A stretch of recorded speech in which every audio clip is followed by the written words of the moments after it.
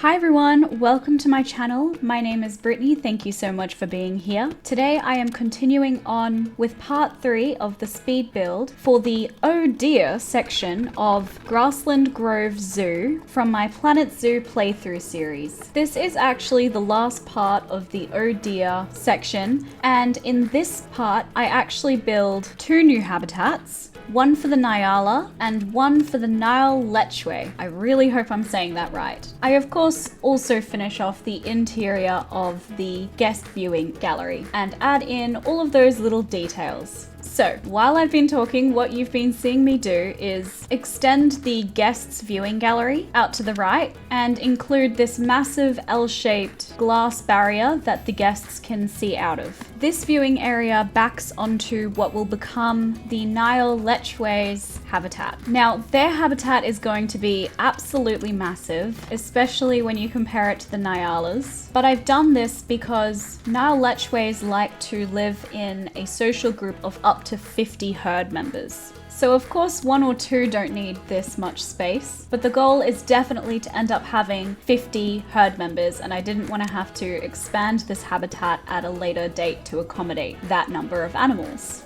It took me a while to figure out how I wanted to lay everything out, given that I needed to have viewing points for 3 different species, and I wanted to make sure that there was enough room for there to be an educated talk for each of the species. And ideally I wanted to be able to fit in seating banks for all of these talks. So I did have to do quite a bit of fiddling around with the terrain to ensure that there was going to be enough room to actually fit the seating banks in. The viewing gallery ends up being kind of like a maze, which in my experience a lot of galleries do feel like this. You often end up in the same room multiple times. As a guest, I can imagine that you would feel a little bit claustrophobic, but the great news is that this is not a concern for Planet Zoo guests. This section of the gallery that I'm working on now is for the Nyala. I hope I'm saying that right. And it's going to be significantly smaller than all of the other habitats that I've built out for the other species. And the reason for that is that Nyalas prefer a smaller herd, so they can only live with up to 5 other members in their herd, which means that they really don't need as much space. I did want to spend time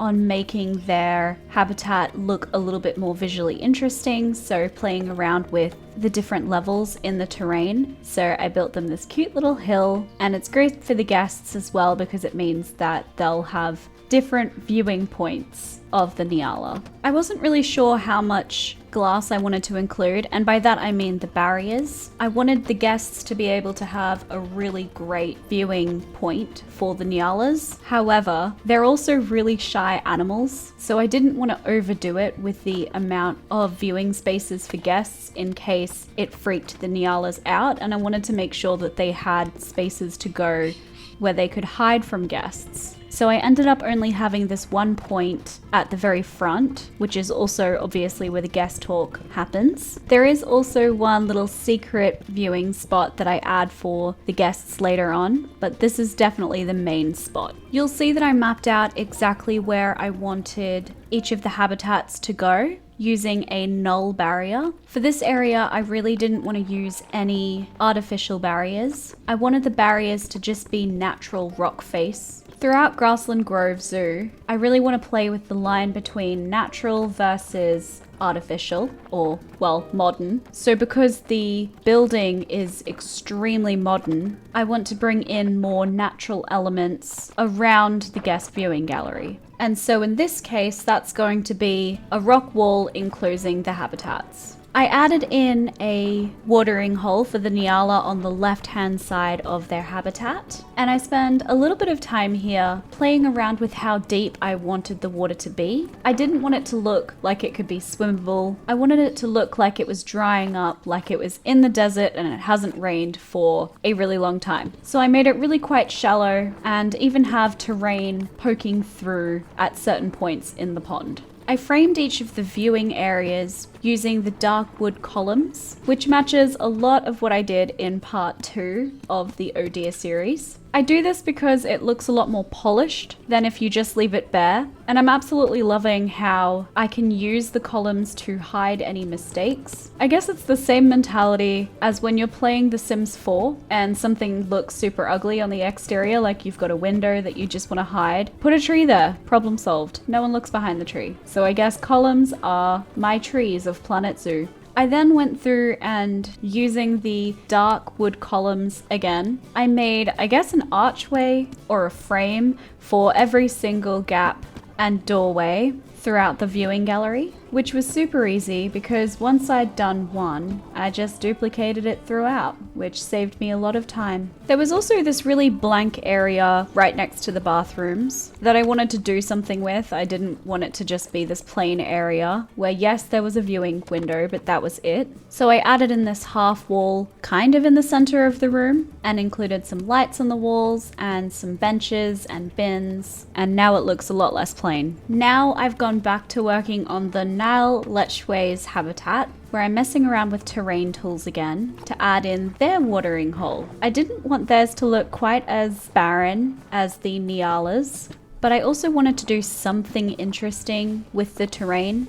So I built out the pond area and then I did this overhang over the top. And yes, don't worry, I checked, they can access it. Okay, now we're jumping back to the main viewing gallery. I'm sorry, I know I'm jumping around a lot. I'm very indecisive when I'm building. I want to work on everything at once, and so when I get stuck on something, I just move to the next area. So what I'm doing here is I'm building out a couple of windows, and these do not look at any of the habitats, but because of the aforementioned claustrophobic feeling that I was getting from the gallery, I want to incorporate as much glass as I possibly could into the place. So that's what these windows are, and they basically look out onto this little garden that is mostly dead, but does have one tree that is alive. Personally, I think that it adds a little bit of something and would be quite a nice little view to walk past on your way from habitat to habitat. I made some further adjustments to the dark wooden frames that I'd done around each of the doorways and archways between the rooms. And then because I liked the windows that I just added in so much, I decided to add in a couple more of these throughout the gallery. So that's what you're seeing me do here. One of them points out to the Nyala habitat, and this is the secret viewing spot that I mentioned earlier. It's one-way glass, so the Nyala can't see the guests, and it's a window, so I don't think that the animals are able to hear the guests from behind the glass. So it should be safe for a shy animal. The second window points out to the Nile Lechwe habitat, where the zookeeper's entrance is. I don't really think that this is a great view of the animals per se. I mean, I don't really have any enrichment items to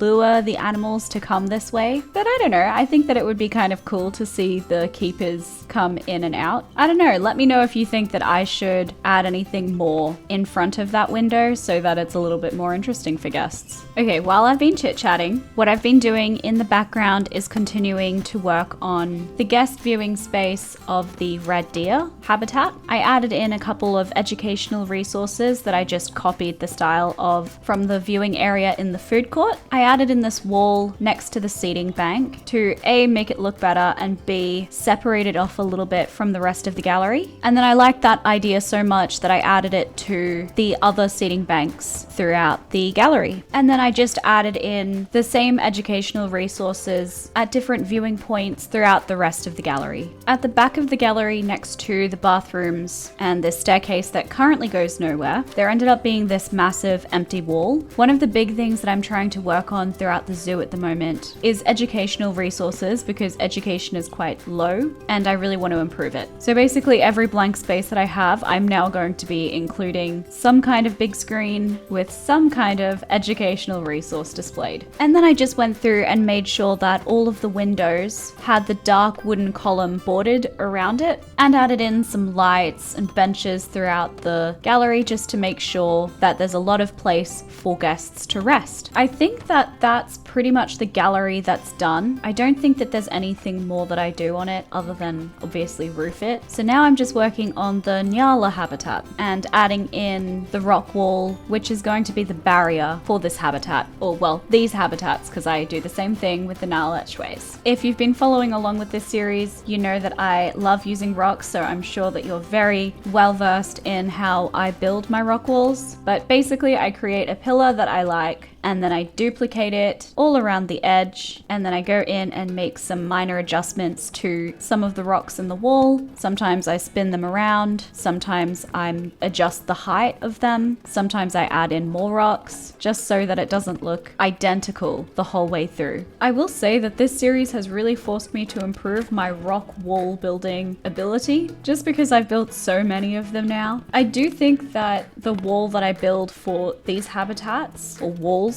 is kind of my favorite one that I've done so far. I think that it looks the most realistic, especially compared to where I first started, which I think was the piggies' habitats. Okay, now we're moving on to roofing the main gallery space, which took a really long time because this is the most complicated roof I've ever roofed in Planet Zoo. I did delete a bunch of the recording of my failed attempts, of which there were a few. It is quite blocky, which is helpful. I think that if the walls had been curved, I would have had an aneurysm. So I guess the thing that was most helpful was my roofing experience from The Sims 4. And what makes roofing easier in The Sims 4 is to break it down into chunks. So you roof the biggest section first, and then you roof the little bump outs so that you can kind of tuck them into the bigger roof piece. So that's what I did in this case. And I'm really happy with it. It actually looks really interesting from above because of the shape of the building. And I added in a whole bunch of glass, including my very favorite thing to add, which is glass skylights. And that kind of broke up the charcoal gray of the roof, as well as letting a whole bunch of light into the gallery so that it didn't have that claustrophobic feel. Of course, around each of the skylights, I had to include the dark wooden columns. It really just doesn't look finished unless they're there. There really just has to be something to break up where the glass meets the roof. Otherwise, it just looks so meh. I made most of the skylights the same size as well, which made it even easier for me because I was just able to duplicate the wooden columns across each of the skylights. There were a couple of skylights that were a little bit larger or on an angle that I then had to individually frame, but for the most part I was able to duplicate. When it came to the massive glass ceiling, which is the hallway between viewing galleries, I had the same issue as the skylights, which is that it just looked unfinished to me. So I needed to add in a border for this one too. I'd already used quite a lot of wood throughout the gallery already,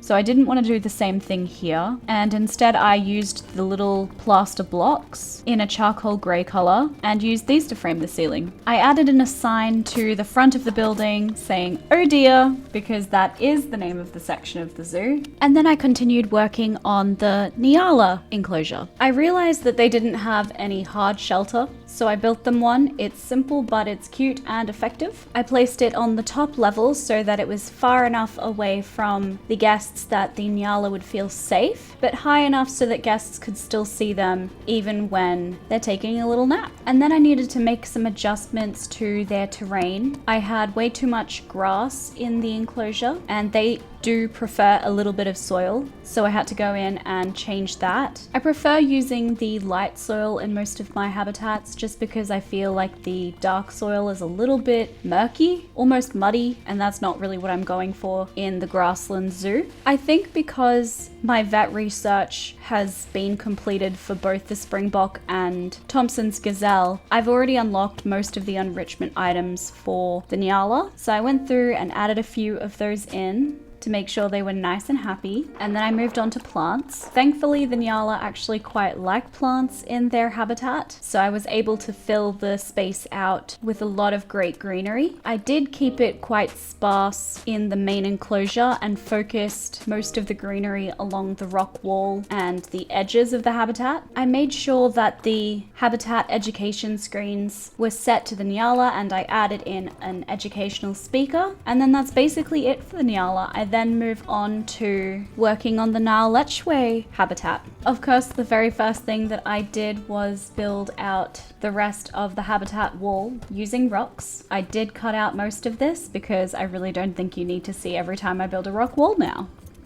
The basic design was just, again, me copying the exact same rock wall from the Nyala habitat that I'd just done. Then I also did the educational resources for the Nyala Lechwes and made sure that they could get around their habitat nice and easily. And then in terms of the hard shelter, I actually really liked what I'd already built for the Nyala habitat, and duplicating things across different habitats, yes, is easier, but it also makes things look a little bit more cohesive, especially when you're trying to create different zones, at least in my experience. So for the Nyala Lechwe's hard shelter, I just duplicated exactly what I'd done for the Nyalas. In terms of terrain, I really didn't actually have to do anything. The Nyala Lechwe's were already super happy with the distribution of grass and soil and sand that I'd used, but I did adjust it a little bit so that it wasn't so grassy. The Nyala Lechwe's don't like as much plant coverage in their habitat as the Nyalas do, but thankfully because the enclosure is so large, I was able to get away with using quite a few bushes and even a few trees dotted around the place. Of course, I included a few enrichment items that I dotted around the enclosure near the various viewpoints that I've set up for guests to ensure that hopefully most of them will get a really great view. And then that's basically it for the Nyala Lechwe. And finally moving on to some little finishing touches that I did for the red deer. Inside their habitat, I actually realized that while the red deer can cross the river, where I'd placed the keeper gate meant that the keeper actually couldn't access most of the enclosure, which is not good if you're wanting to feed your animals. So I added in a little bridge that I duplicated from a different habitat, and then I just went through and added in a bunch of plants. This was also the point where I added in a secondary viewing spot for the guests. The second viewing area is in the same building as the viewing point for the pronghorn antelope, just on the opposite side. Originally, I wasn't going to have any viewing points here because I was afraid that it was going to clog up a main thoroughfare, but I decided,